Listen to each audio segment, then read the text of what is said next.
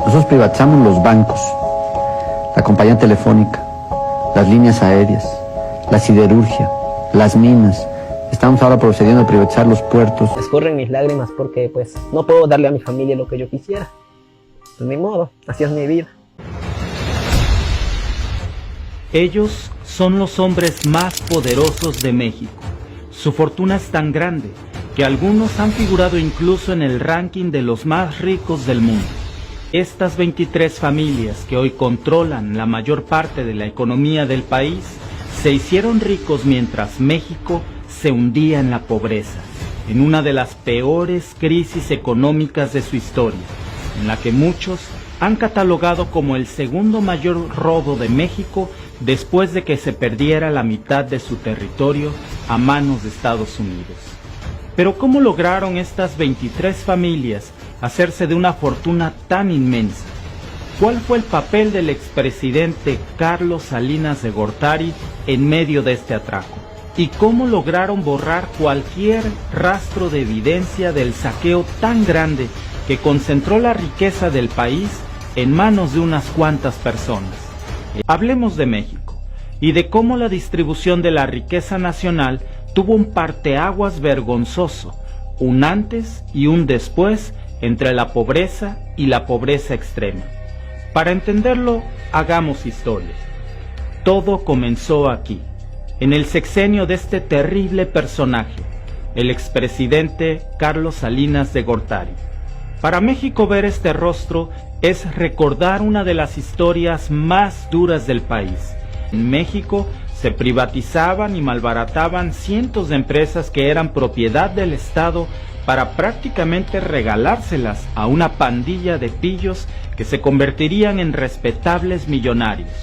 Al final del gobierno de Salinas, el número de mexicanos más ricos del mundo registrados por la revista Forbes pasó de una sola familia, los Garza Sada, a una pandilla de 23 nuevos multimillonarios que sumaron en conjunto 41.900 millones de dólares en un solo año, que fue de 1993 a 1994.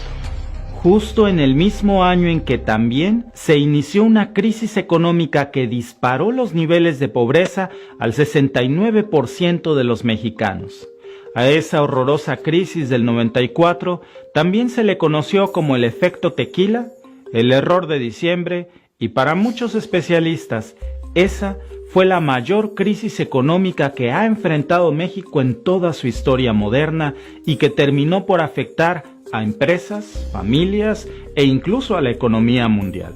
1 kilo de tomates por 2 pesos, 1 kilo de tortillas por 1 peso y algunas otras cosas. El mismo kilo de tortillas que había costado 1 peso ya costaba 7, y en menos de 24 horas lo mismo pasaba con casi todo. El resultado de eso fue regresar a casa con las manos vacías y con un asombro que nadie podía creer.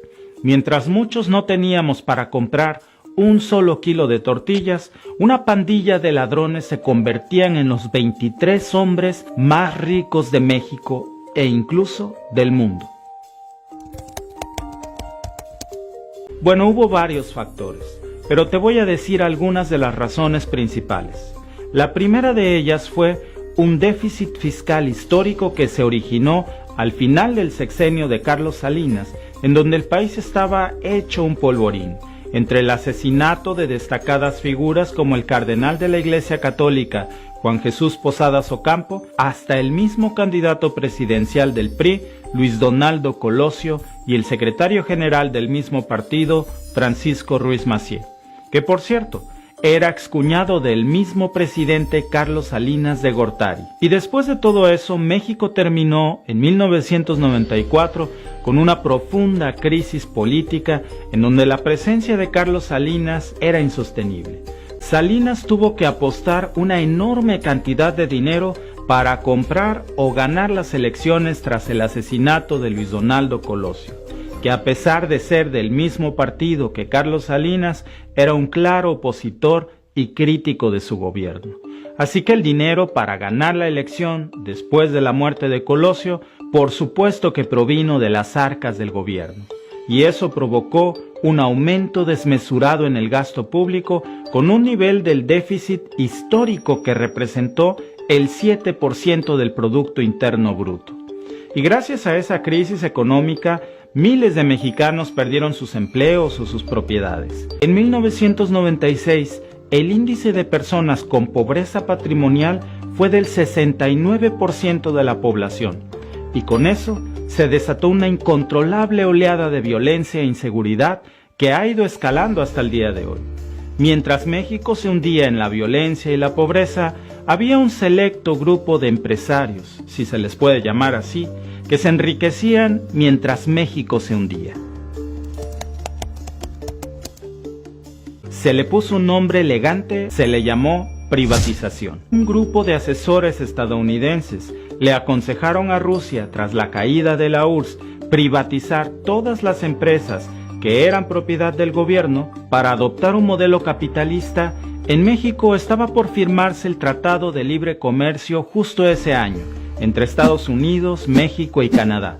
Y una de las condiciones para que esto pasara era que el Estado mexicano abandonara la concentración de empresas y las privatizara, obviamente a manos de particulares. Y eso fue lo que hizo Carlos Salinas. Lo hizo malbaratando las empresas que eran propiedad del gobierno mexicano para trasladarlas a sus amigos y a su círculo más cercano. Y al regalarles empresas multimillonarias que eran propiedad de México a 23 familias del país, los convirtió en supermillonarios de la noche a la mañana, al punto que, mientras la tasa de crecimiento promedio de millonarios en todo el planeta era del 15%, en México la nueva tasa de millonarios era del 85%, convirtiéndola en uno de los países con más números de nuevos ricos. Carlos Slim Helú, que fue quien adquirió la empresa de telefonía que antes era propiedad del gobierno mexicano, Teléfonos de México o Telmex, aun cuando no fue él quien hiciera la oferta más alta.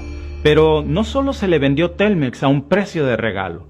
Después de rematarle la única empresa telefónica del país, los gobiernos de Carlos Salinas y Ernesto Zedillo también le autorizaron a Slim a aumentar en un 150% las tarifas telefónicas en un periodo de 2 años. Y bueno, no tenías ninguna otra opción de contratar a la competencia porque no había. Él era el dueño de la única compañía telefónica del país, y con eso se consolidó un monopolio internacional en el mercado de las telecomunicaciones. Hoy en día la fortuna de Carlos Slim supera los $80,000 millones y se encuentra entre los 20 hombres más ricos del planeta. Su empresa más conocida es América Móvil, una de las compañías telefónicas más importantes de toda Latinoamérica, y también es accionista de empresas como Apple, Sears o Sears, The New York Times, Telcel y muchas otras grandes empresas. Pero la forma en la que Slim y otras 23 familias mexicanas se convirtieron en multimillonarios ha sido un tema de debate desde la década de los 90.